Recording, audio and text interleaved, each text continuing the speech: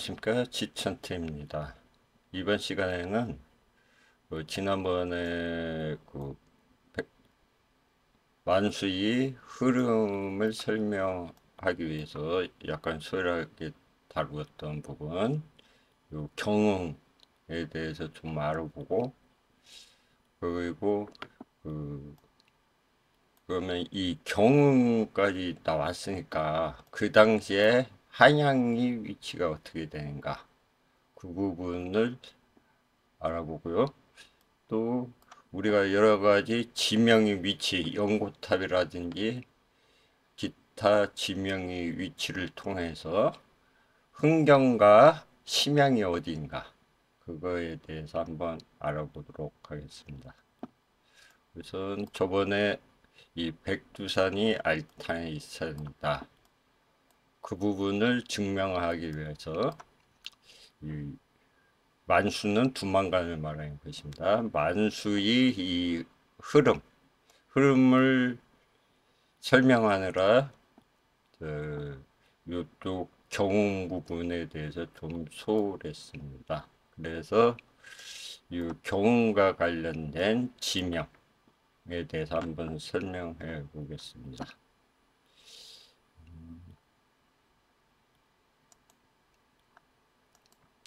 이 요것은 한경북도 지도입니다. 한경북도 지도인데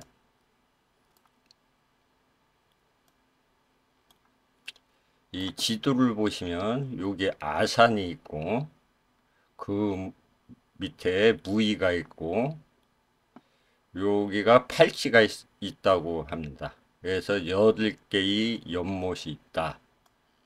그렇게 그 지도에 나타나 있습니다. 그러면 이 경흥의 바로 아래는 이 적지가 있고, 그 다음에 여기 조산이 있고, 여기 녹준도가 있습니다. 그리고 이 부분 서수라에 대한 부분을 설명하면서 이 경흥은 이 함경도 지도에는 이 표시가 안 돼 있는데 함경북도 지도에 이 거리가 나와 있습니다. 이 경흥에서 이 서울까지 거리, 이 서울까지 거리가 2205리로 나와 있습니다. 그래서 이 경흥이 위치를 조금 정확하게 잡아야지 경도 한양이 위치가 어디였는가, 그러니까 정약용이 살던 시대의 한양은 어디였는가 위치가 나올 것 같습니다. 그래서 이 경우 부분을 좀 뭐 정확하지는 않지만 근사하게 위치를 찾아야 될 것 같습니다. 그래서 여기 우선 아산이라는 명칭이 있습니다. 우리가 충무공 이순신이 충남 아산에 현충사가 모셔져 있는데 아마 그거하고 좀 관련이 있을 것 같습니다. 그리고 이 조산이 중요합니다. 조산이 충무공 이순신이 이 조산만으로 있었기 때문에 또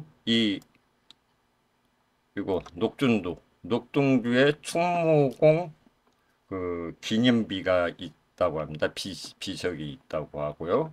이 적지는 도조가 용을 화살로 맞췄다고 하는 장소가 되겠고, 이 장소가 알동이 되겠습니다. 그래서 이걸 조금 자세히 조금 다뤄봐야 될 것 같아서 이렇게 방송을 하게 되었습니다. 그러면 구글 지도로 이 부분들이 어디인가, 그리고 정약용이 말하는 충무공 이순신이 무공은 무엇인가, 그거에 대해서 좀 알아보겠습니다. 제가 그래서 이 팔찌 같은 경우는 그 연못이기 때문에 조금 찾기가 쉬울 것 같아가지고 지리적 위치로 찾기가 쉬울 것 같아가지고 이쪽 부분을 봤더니 연못들이 많이 펴지긴 됐습니다. 여기도 연못이 있고요.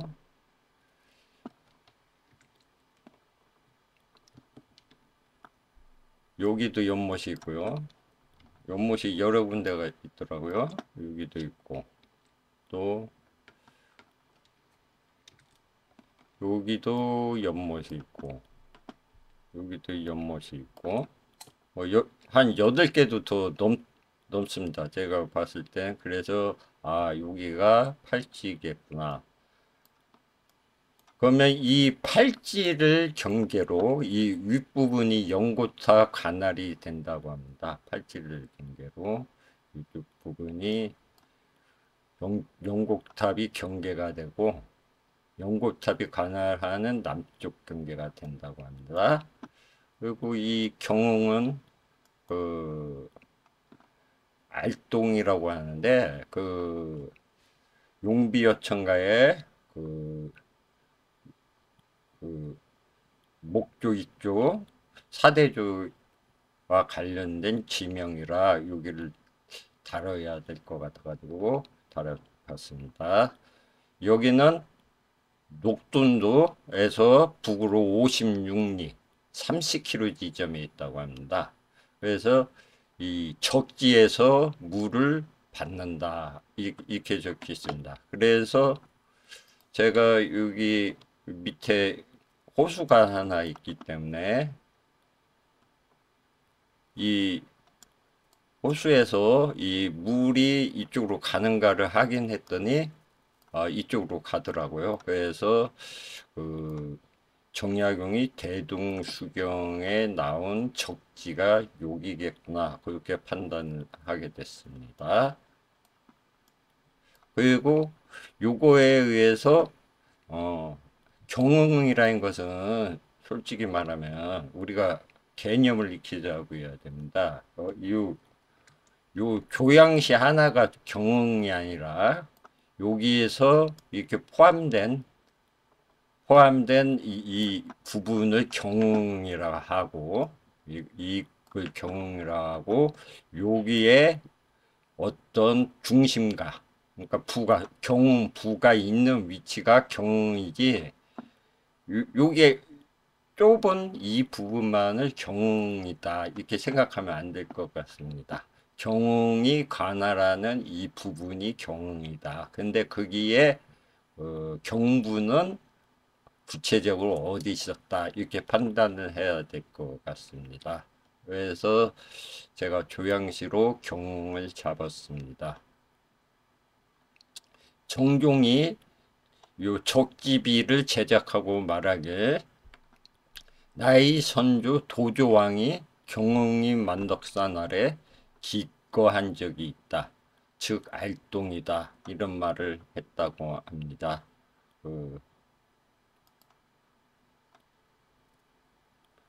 그래서 이 적지에서 도조가 이성계의 조부가 되겠습니다. 부치는 환조가 되겠죠. 도주가 이 연못에서 용을 쏘았다. 그래서 경원의 남심리에 있다. 이렇게 얘기하고 있습니다. 그래서 다른 이름으로는 사유용년, 교지, 단지 뭐 이런 식으로 불린다고 합니다.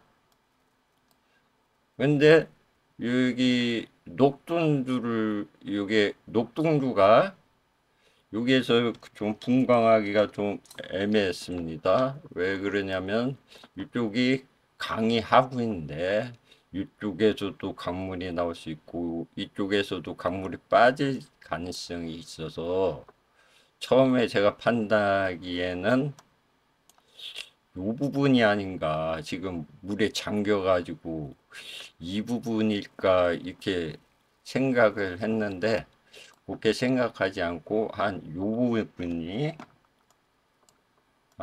부분이 녹동주이다 이렇게 판단하고 이쪽에 강물이 이렇게 나온다 양쪽으로 나온다 이렇게 판단하고, 이쪽이네요. 이쪽이 나온다. 판단하고, 이 조산을 여기다가 지금 금지시 여기일 것이다. 이렇게 판단을 했습니다. 이것도 뭐 100% 정확한 건 아닙니다.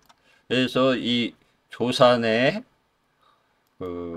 충무공 이순신이 이 조산 만우였다고 합니다. 그래서 어느 나라 말 목조가 덕원으로부터 이곳으로 이주했다. 원이 목조에게 남경 오천후 단로하적을 맡겼다. 왕업이 흥흥함은 이로부터 시작되었다. 천우들이 반란해 덕원으로 이주했다. 그래서 이 조선왕조 실록 보면은 이 도주가 여기 덕원에서 이쪽으로 이주했는데 이 천우들이 이쪽에서 그 도주를 죽이려고 했습니다. 그래가지고 이 도주가 이 적지에 숨어 들어가지고 목숨을 구했다는 기록이 있습니다. 적지 이 적지가 여기죠. 적지에 적지에 숨어서 목숨을 구했다. 적지에 들어가서 목숨을 구했다.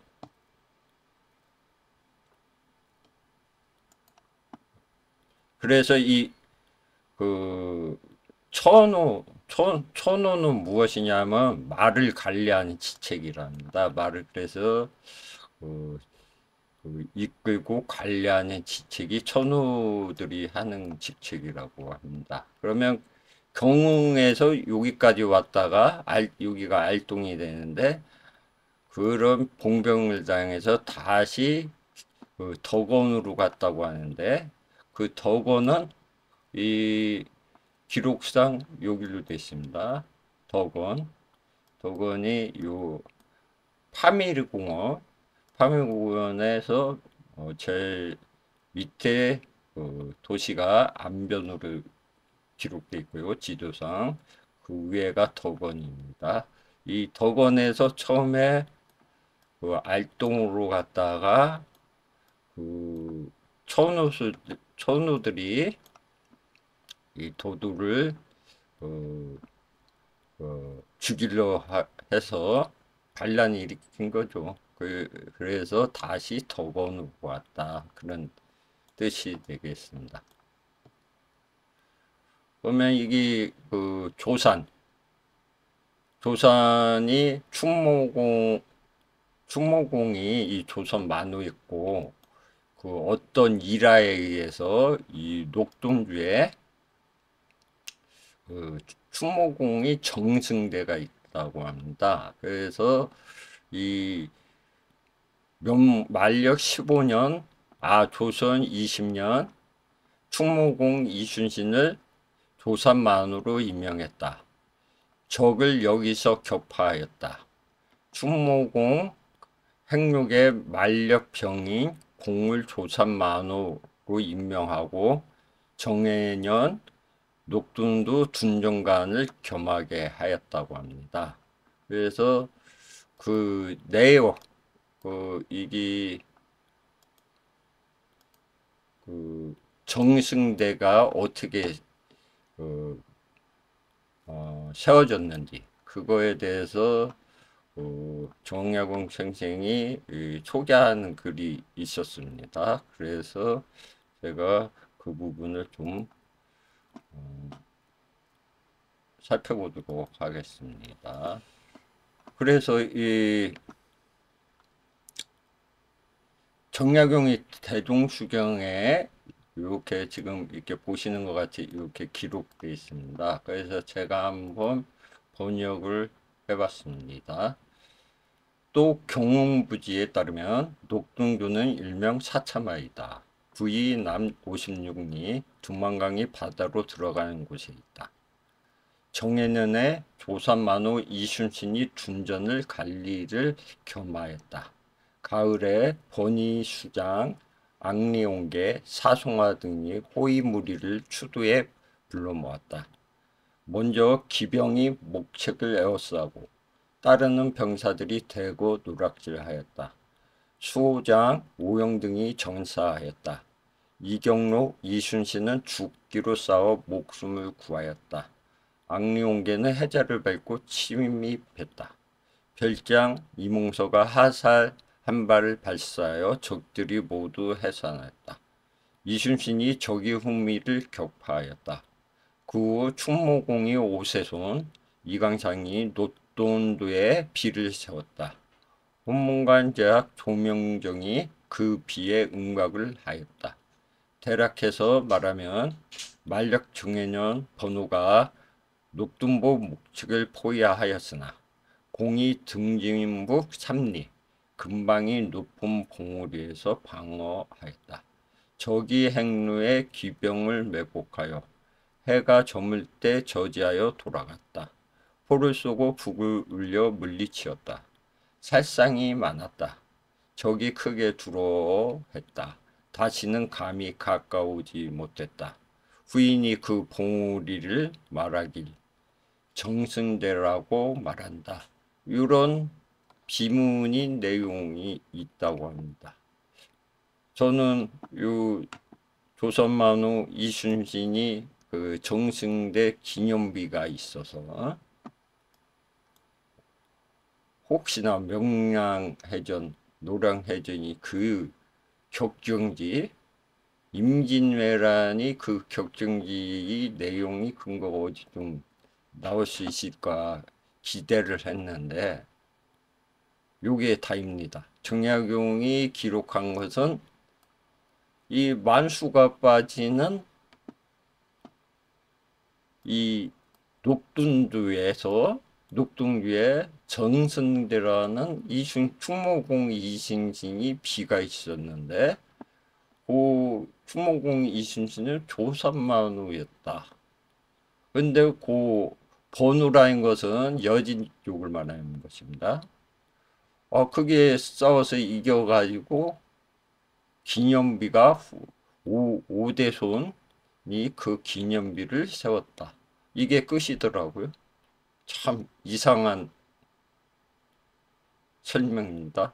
정약용 정도 된다면 그 성우 이순신 장군이 임진왜란 때 어떠한 역할을 했고 얼마나 혁혁한 정가를 세웠고 명량해전과 노량해전에서 왜군을 그렇게 물리친 분인데 고작 설명하는 게 이 정도밖에 안 된다는 거에 대해서 뭔가 의심이 간다는 생각이 들었습니다. 물론 충무공 이순신이라고 여기에 정승대라는 비가 있지만 이 녹준도가 이 만수이 하구 끝에 있다.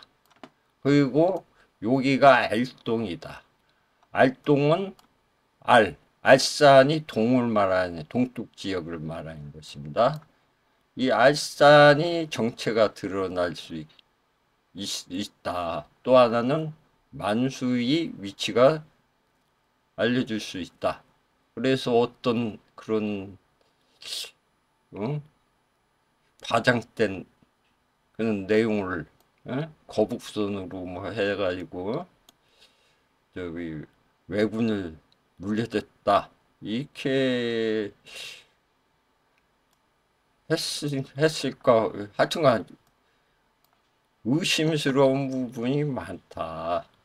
그래서 그냥 제 개인적으로 생각은 이 대륙 조선사를 연구하시는 분들이 명량해전을 찾고 그 장소가 어디 있는지를 노량해전이 장소는 어딘가를 찾고 계시는 분들이 많은데 괜한 헛일을 하실 가능성이 많겠다 이런 생각을 한번 해봤습니다. 여기 밑에는 서수라가 있는데 이 서수라의 모양이 그 지도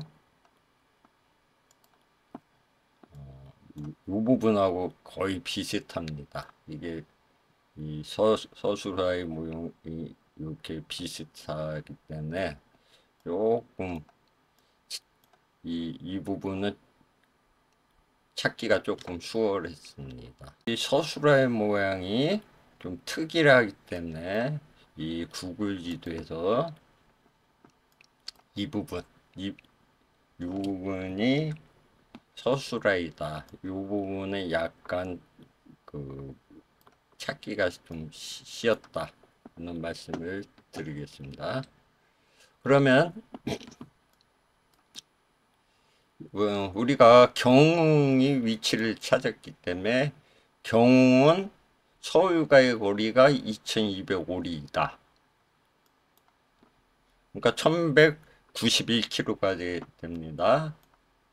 그리고 우리가 이제 대충 무산이 위치를 찾았습니다.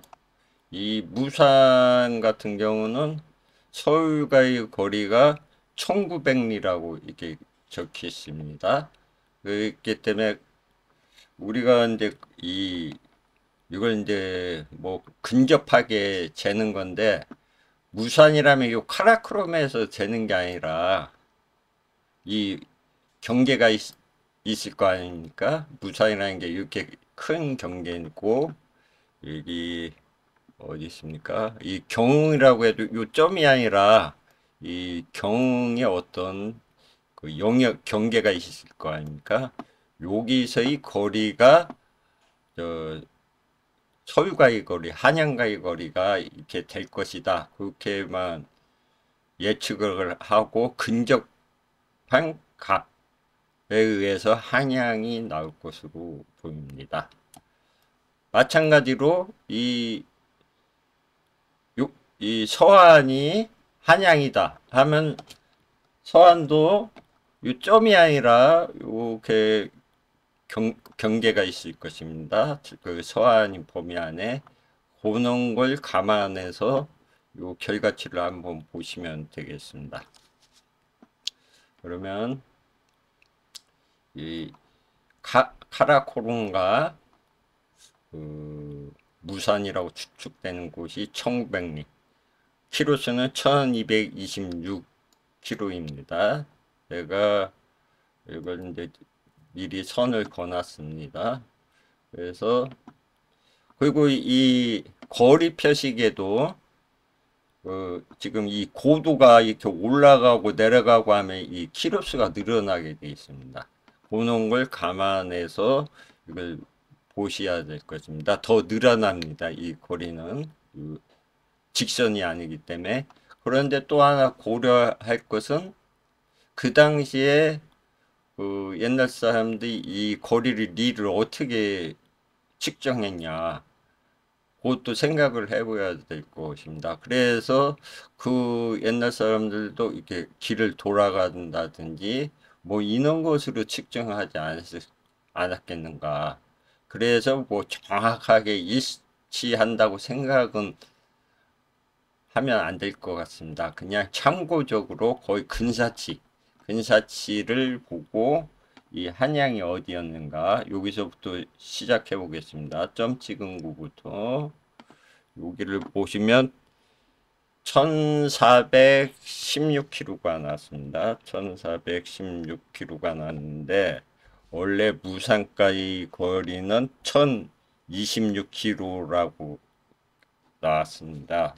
그래서 한 400km 정도 옥차가 있는데, 그러니까 무산 경계를 조금 빼고 한 이 경계가 여기 지금 보이시는 부분이 아니라 요 좀 더 지나가서 한 요쯤이 경계가 된다고 하면은 한 300km 정도 빠지나 그렇고요. 여기서도 한 이 정도 뺀다면 한 66km, 366km 정도 빠지기 때문에 거의 1026km에 거의 비슷하게 간다. 무산 위치에서 서안까지는. 그리고 요 베이징 같은 경우는 이 조양시에서 너무 가깝습니다.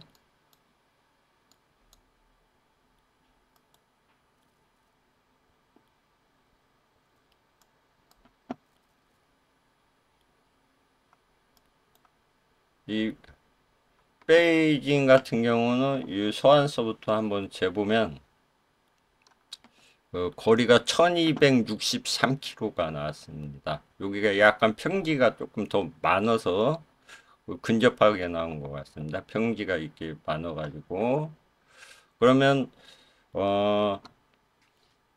우리가 경서부터 1191km라고 했는데 거의 근접하게 나왔습니다. 그렇지만 요지좀 베이징은 이 조양시하고 너무 가깝습니다. 요 여기 베이징까지가 한 300km 정도 되는 것 같습니다. 그래서 이 제가 보기에는 지금까지 요 알타산이 백두산이다 하고 이는 도시들이 위치가 맞는다. 그게 맞는다 했을 경우에는 이 베이징은 한양이 될 수도 없고 북경도 될 수가 없다. 그렇게 판단되어집니다. 제가 보기에는 이 서안이 한양일 가능성이 많다. 그리고 저도 그래서 이 서안에 대명궁이 있습니다. 대명궁이 있는데 제가 전에도 제가 이 검색을 해봤는데 이 지붕 양식 그러니까 위안스카의 온세계가 죽었을 때의 그 사진이 있더라고요. 장례 행렬이 황제급으로 치러졌는데 그때 사진에 찍힌 그 지붕 양식을 검토해 보니까 그 지금이 북경 양식하고 좀 차이가 나는 것으로 저도 판단돼서 의아하게 생각했습니다. 왜 그러냐면은 자료에 의하면 원세계가 북경에서 사망했다고 하는데 그, 약간 이상하더라고요. 그 지붕 양식이 지금 대명궁의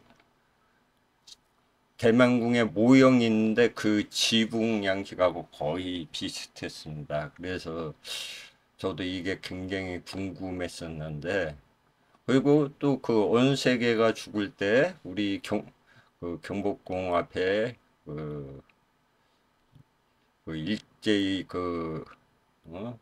통독부 건물과 비슷한 건물이 그 양식이 비슷한 건물이 있었습니다. 그래서 여기 북경이 한양이었을 것이다. 저는 좀 그렇게 생각하고 있었습니다. 그런데 뭐 여러 가지 연구하신 분들마다 의견은 틀리시겠지만 하여튼 제가 조사한 있는 자료에 의하면 서안이 장항이었다, 한양이었다 이렇게 결론을 낼 수 있을 것 같습니다.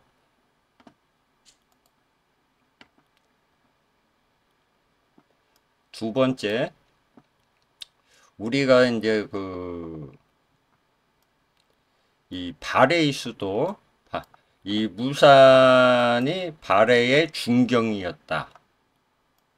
또 해령도 보면은 발해의 동경이었다. 그렇고 이 종성도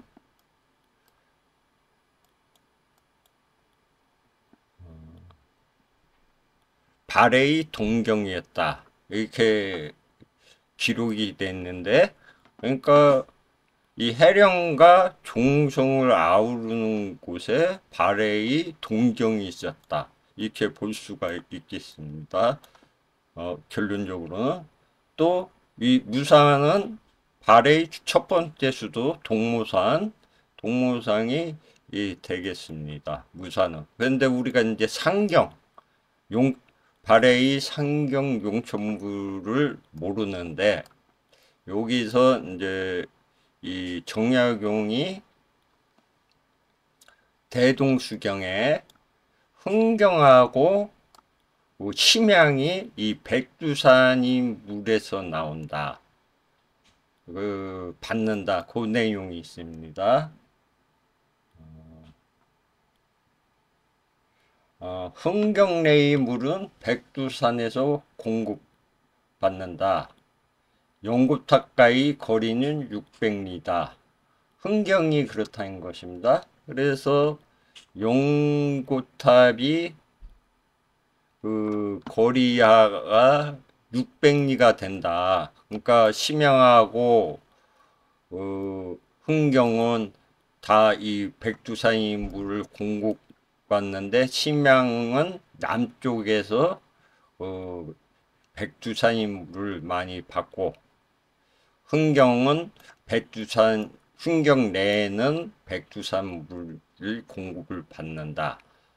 그래서 둘 중에 하나가 지금 예상되는 도시가 이 시베리아 영반구하고 여기 이르크투크 두 개가 둘 중에 하나가 심양이 되고 흥경이 될 수 있는데, 또 하나의 힌트가 연고탑에서 600리 거리에 있다. 이렇게 판단을 해서 제가 이 거리를 한번 재보겠습니다. 한 연곡탑까지 400 몇 킬로니까 나왔습니다. 그렇고 이것도 요 점에서 측정한다기보다는 연고탑도 방어 기지라고 했기 때문에 어느 경계가 있을 것입니다. 연곡탑이 경계가. 그래서 이 흥경도 마찬가지고요. 이렇게 재보면 우리가 한 28km 나오면 이게 600리가 되는 것입니다. 그래서 제가 추측하기로는 이 이르축구가 흥경이었다. 이렇게 판단되고요. 이 흥경이 결정되었기 때문에 이 심양이 이게 송화강에 흐르는 부분입니다. 여기가 시베리아 연방구가 있는 곳인데 여기가 심양이었다. 이렇게 판단을 할 수가 있습니다.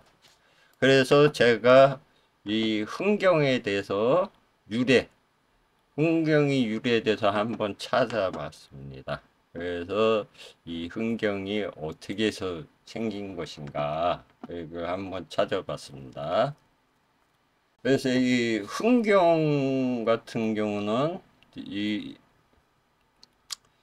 개원인년 714년 신라 성덕왕 13년에 송왕 성기 등이 흥경방에 있는 자신의 집을 바쳐서 이궁을 삼을 것을 요청하자 황제가 허락하였다. 이에 비로소 흥경궁을 짓고는 남내라 일컬었는데, 경성이 동쪽에 위치해 있었다. 그 정동방이 남쪽에는 협성과 복도가 있어서 사람들이 왕래하도록 하였으며, 따로 그 가운데에 한 정각을 세우고는 남훈전이라 사역하였으니, 순임금이 노래를 취하여 천하가 잘 다스려지기를 원하는 뜻을 붙인 것이었다. 인하여 시인에게 명하여 기문을 지으라 하시니, 시는 감히 문장이 졸렬하다 하여 사양할 수 없으므로 삼가 절하고 머리를 조아리면서 다음과 같이 기록하였다. 그래서 이렇게 흥망이 잘치가 나오고 이렇게 해서 이제 그 시를 지었다고 합니다. 이게 흥경인데, 흥경이 유래인데 이 연도를 잘 보셔야 됩니다. 개연 2년 714년 이 발해가 이 백두산에 건국했을 때입니다. 발해가 698년에 건국을 했습니다.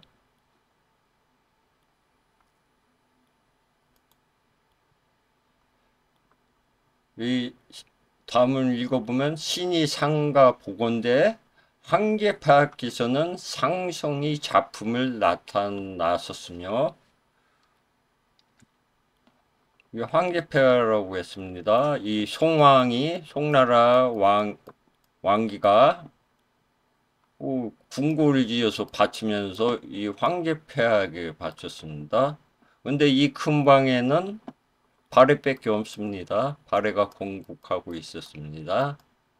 그렇기 때문에 이 송나라하고 발해하고의 관계, 이 황제폐하는 발해의 왕을 말하는 것이다. 당나라를 얘기하는 것이 아닙니다. 그래서 나중에 흥경이라고 변경되었지만 여기가 발해의 상경 용천부가 될 가능성이 굉장히 많습니다.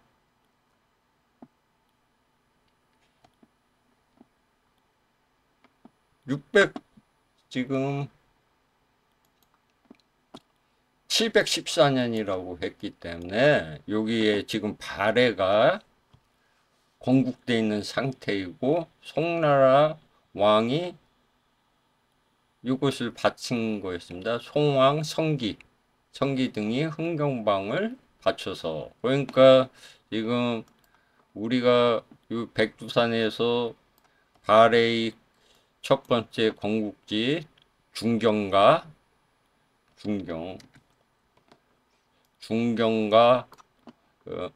이게 동경까지 찾았습니다. 여기가 동경이 되겠죠. 그 다음에 남은 상경이 이리치크였다. 이렇게 볼 수가 있습니다. 698년에 발해가 건국했고 지금 714년인가 얘기를 하기 때문에 이 동쪽이라는 것은 발해가 있는 지금 중경에서 나중에 상경으로 천도를 하면서 이게 중경이 됐다고 했기 때문에 이 흥경이 상경 용천부가 된다. 이렇게 말씀드릴 수 있을 것 같습니다. 그러면 여기가 심양이 된다. 이렇게 말씀드릴 수 있을 것 같고 여기가 송화강이 나왔다. 이쪽이 송나라 지역이구나. 이렇게 생각을 할 수 있을 것 같습니다. 그래서 송화강이라는 이름도 나라 이름에서 나왔을 송자를 붙였을 가능성이 매우 높다. 이렇게 생각되어집니다. 그래서 그러면 이 발해의 상경 용천부가 어떻게 해서 이름이 변경되었는가 흥경으로 그리고 이 심양은 심양 남쪽이 물 백두산에서 공급된다 이렇게 나왔습니다. 그래서 이 심양과 관련된 내용을 좀 찾아봤습니다. 제가 좀 찾아봤는데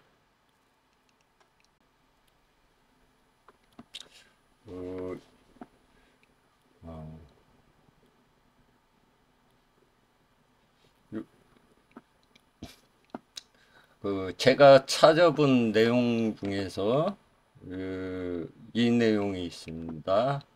누구하고 물어서 대답을 하는 건데 연고탑은 바로 옛날 수순지 유효인데 한나라와 당나라 때 와서는 동북지방에 강국과 운부가 얹고 오직 우리나라 한 지역만이 동쪽장의 형성을 독차지하게 되었니 이것이 수당 때에 와서 조선을 공격할 때마다 동을 치는 큰 역사라 하게 된 원인이다. 그때는 요동이 동서가 태반이 우리 땅이었고 산 안팎의 여러 종족이 우리에게 복속하는 자가 많았더니 한번 여진이 10,000명이나 되는 종족이 경박호를 중심으로 일어나면서 점점 번성하고 커져서 송나라 때에 이르러서는 중화에 들어가 임금이 되니 이를 금나라라고 한다.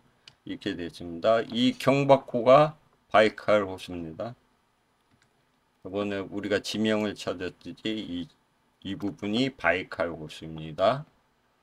근데 이들이 원나라 사람들에게 쫓겨 동쪽으로 오게 되자 그 부락이 두망, 압로, 두강이 서쪽과 북쪽에 흩어져 살았는데 그들을 혹은 야인 또는 번우라 하였으며 우리나라를 침범하던 중에 북쪽은 이탕예, 서쪽은 이만주가 크게 그 큰 자였고 이때부터는 우리나라 국경이 편하지 못하였다.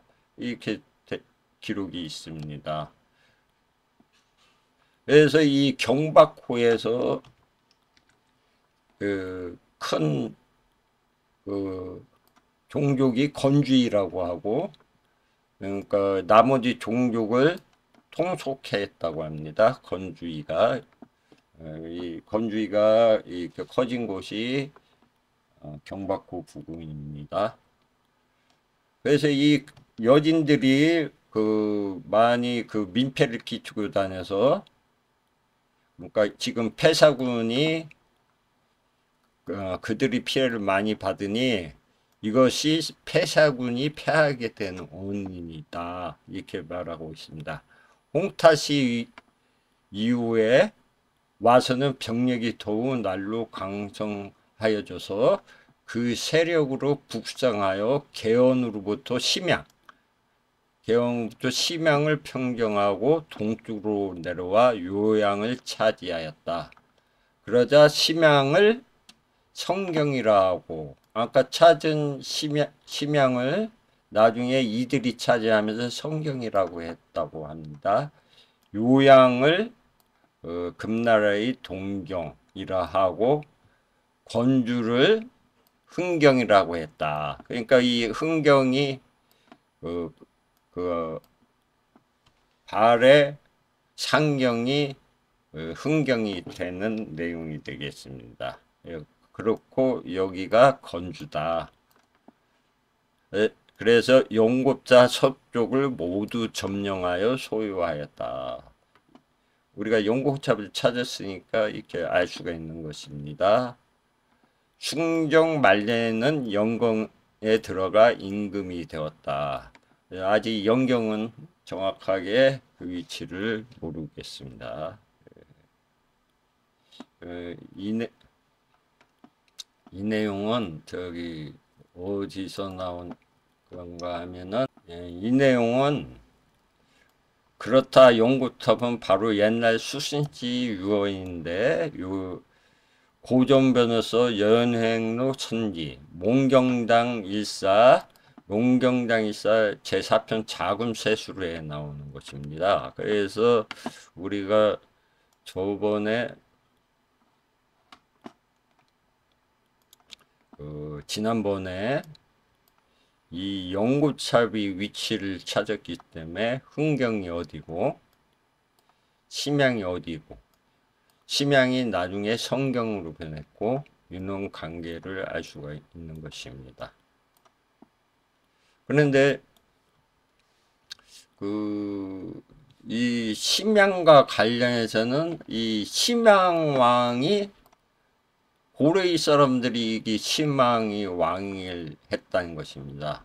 그러니까 처음에 발해일 때 송나라가 있었고 이 송나라 왕 성기가 여기다 그 흥경궁을 지어서 그 발해왕 황제에게 기증을 했다. 이런 내용이 나오는 것입니다. 그래서 송나라가 발해의 그 제후국이었다. 있는 관계가 나올 수가 있습니다. 심양과 관련해서 기록을 찾아보니까 그 대강보응 광교사 기문에 이 심양과 관련한 재미있는 내용이 있었습니다. 그러니까 이, 이 충성왕이 죽으면서 그 대보응 광교사의 그 기문이 있는데 거기서 나오는 내용입니다. 연후 정사년 1417년 충추광 4년에 고려국왕 휘모 충성왕이 이미 왕위를 물려준 다음에 경사의 저택에 머물러 있으면서 고성이 창의문 밖에다 땅을 구입하여 사찰을 창건하였는데 3년이 지난 기민년에 공사를 모두 완료하였다.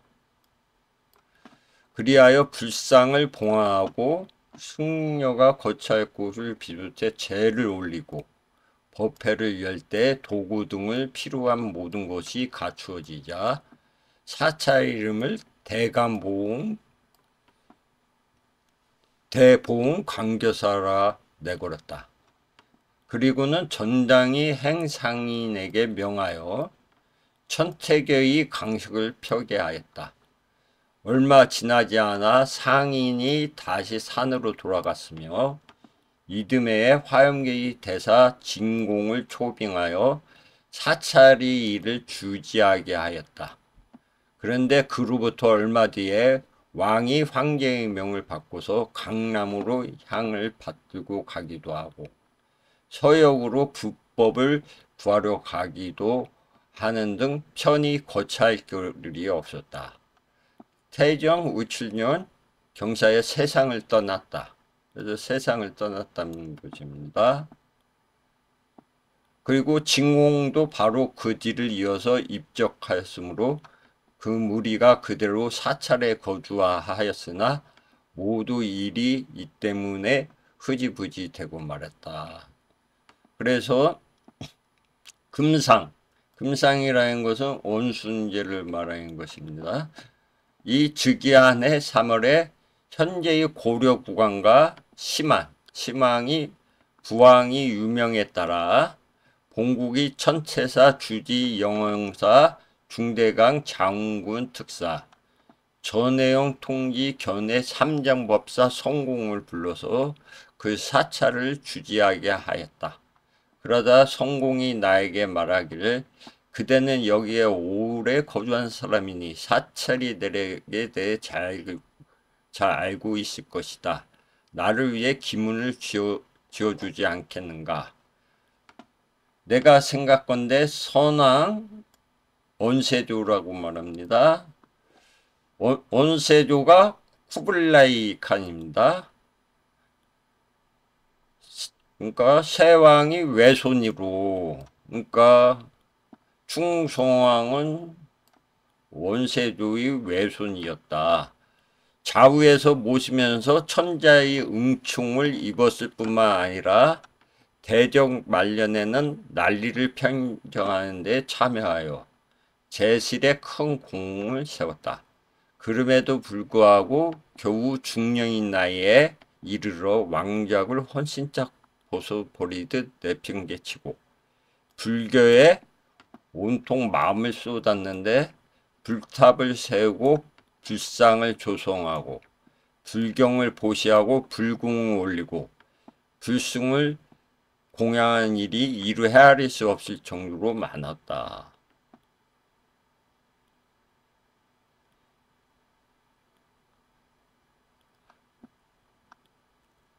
그래서 이 심왕이 이 충성왕이 그 왕위 자리를 물려주게 됩니다. 이 조카한테 물려주게 됩니다. 그래서 이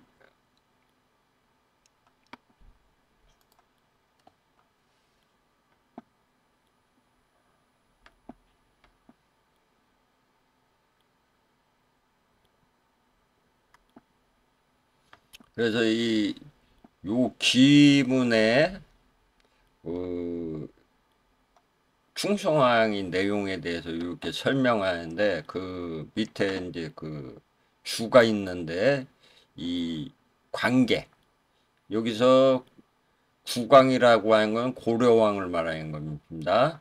충수왕, 그 심왕은 심양왕을 말하는 것인데 여기서 왕고라고 합니다. 심양이 왕고.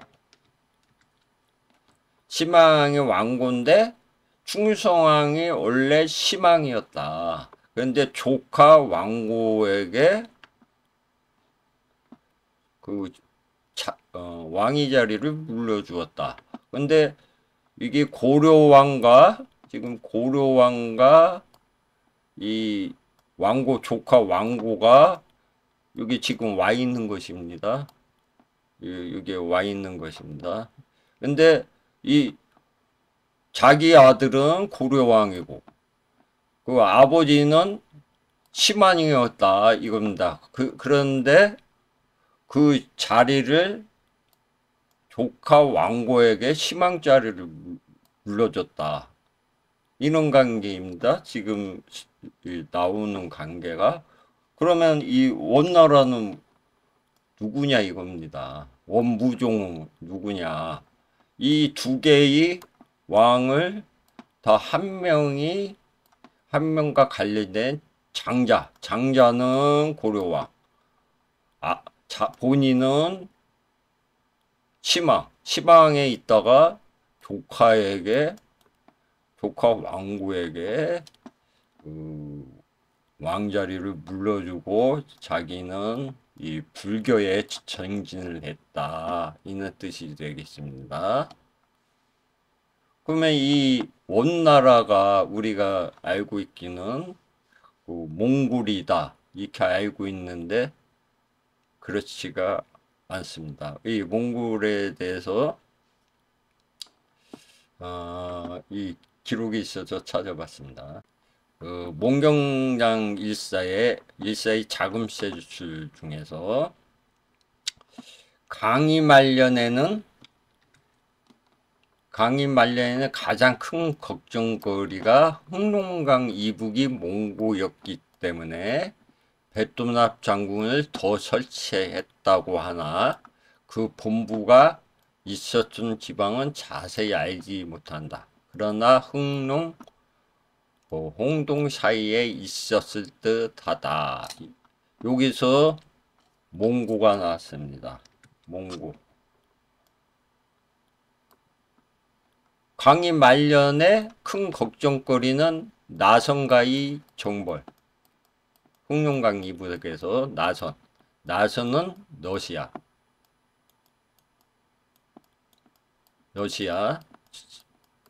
나선은 차안.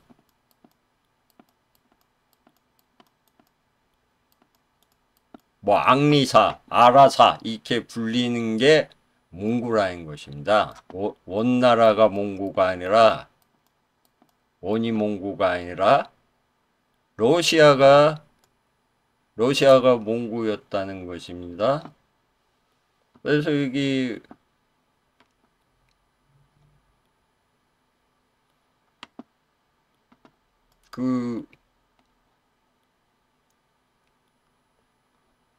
그래서 이 부분이 제가 원과 고려의 관계, 또 송나라의 관계, 송나라와 발해의 관계 이런 과정에서 원이 과연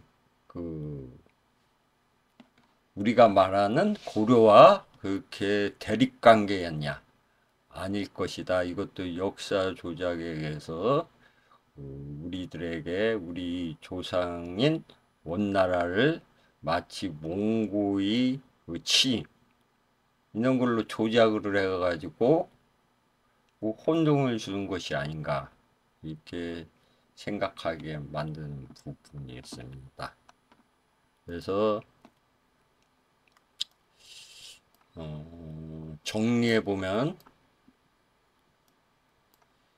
요 우리가 예상하는 한양 경도는 서안이었다.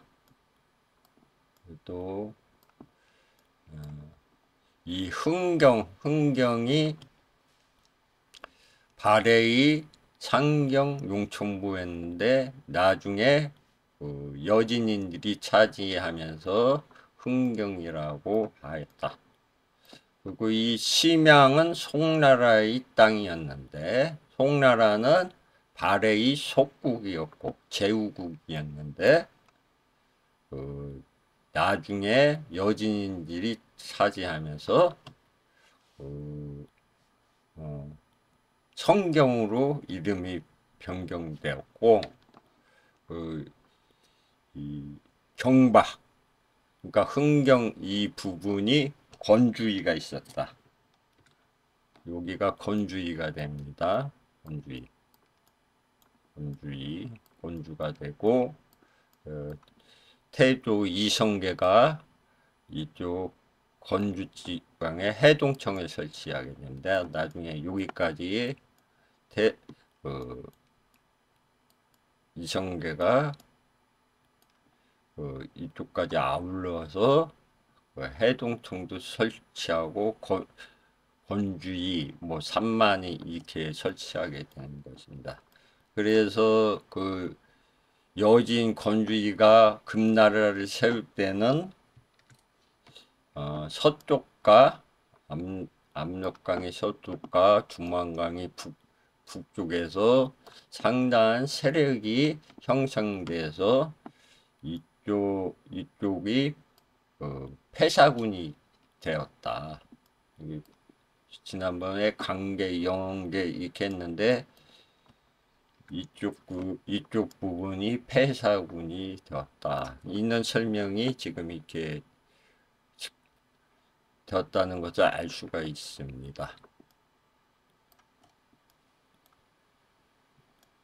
그래서 또 하나 지난번에 이제 우리가 붕괴하고 두만강하고 만나는 지점을 찾았기 때문에 거기에 신성이 있었다. 선성이 있었다. 이 선성이 이쯤 된다. 제가 이렇게 판단되는데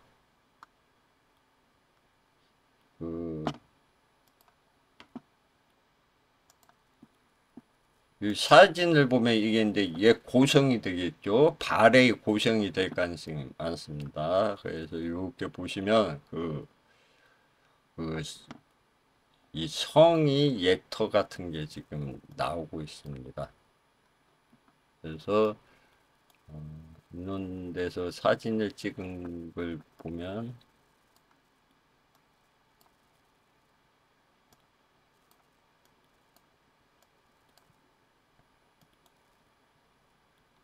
이런 사진 이가 옛날 발해의 옛 산성이었을 가능성이 많다. 이런 지명도 찾았다고 볼 수가 있습니다. 제가 보기에는 여기가 발해의 옛 산성이었다. 그래서 정약용 선생이 이 기록에 의하면 붕괴하하 두만강에 만난 곳에 옛날이 선성이 있었다. 있는 기록에 의해서 여기까지도 찾을 수가 있는 것이었습니다. 그래서 기본적으로 알타이산이 백두산이다 라는 것을 확정했기 때문에 더 많은 지명 위치가 나올 수 있을 것 같습니다. 우리가 지금 알기로는 이 지도도 그러니까 많이 조작돼 있다 이렇게 보여야 될 것입니다. 지금 우리가 요 성경과 이 심양, 지금 우리가 이게 대통령에 두는데 이 성경과 심양 이 위치가 여기에 지금 적혀 있고요. 기록돼 있고 요 위에 이제 구색을 맞추려고 이 금산, 동금산, 서금산을 여기에 배치해 놨습니다. 왜 그러면 이 금산에서 물을 받는다 했는데 어떻게 배치를 해놔야 되지 않겠습니까? 어떤 사서들에 의해서. 그리고 개원도 여기다. 이렇게 지금 지도가 조작된 지도를 보고 있다. 이렇게 보시면 될 것 같고요. 그렇기 때문에 여기가 백두산, 금산이 백두산이라고 했을 때 이 부분을 요서, 요화, 요동 이렇게 꾸며 놓은 것입니다. 구색을 갖춰 놓은 것입니다. 이렇게 여기 음류, 북류, 선비도 여기다 이렇게 해놔서 헷갈리게 만드는 것입니다. 여기 대능화도 있죠. 제가 보기에는 여기 나오는 그 모든 강들이 제가 생각하기에는